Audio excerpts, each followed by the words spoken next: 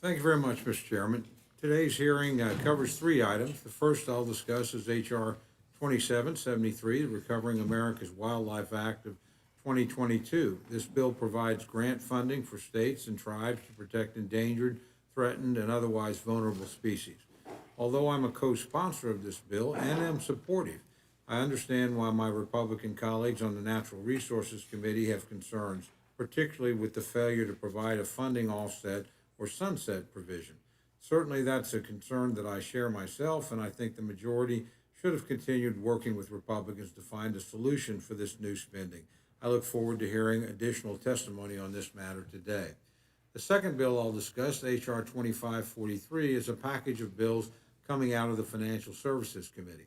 I believe this package of bills will have unintended consequences that will be deeply harmful to consumers and borrowers. For example, the package requires the Federal Reserve to shift away from its traditional focus of maximizing sustainable employment, price stability, and low to moderate long-term interest rates. The package would instead politicize the independence of the Federal Reserve. Other provisions are equally troublesome.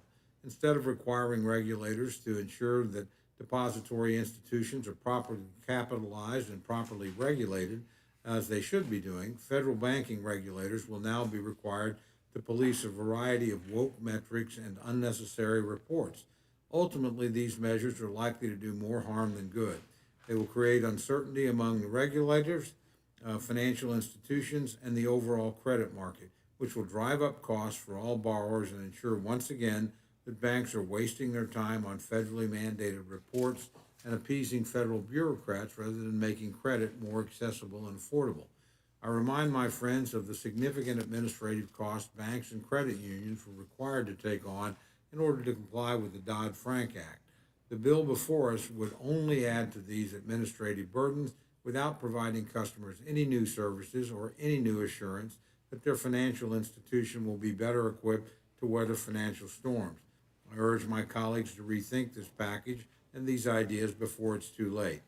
Lastly, the committee will consider H.R. 7606, a package of bills from the Agriculture and Energy and Commerce Committees, ostensibly aimed at protecting the agricultural supply chain from disruptions and reducing the historic levels of inflation that had now reached 40 years high. Sadly, this package was a missed opportunity for bipartisanship. I understand that most of the bills in this package either have Republican support or could have been the subject of negotiation. Unfortunately, rather than doing the hard work of negotiating with Republicans on a comprehensive package that can get bipartisan support, the majority instead chose to go it alone and opted to include a partisan poison pill that ensures that most, if not all, Republicans cannot support this legislation.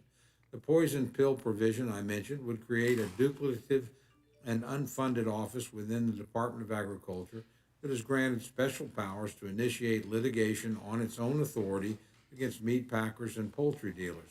This is contrary to existing law and practice and duplicates existing offices that already have the power to enforce the Packers and Stockyard Act. Indeed, the last thing we need right now are more unfunded mandates and uncontrollable bureaucrats with the power to haul people into court.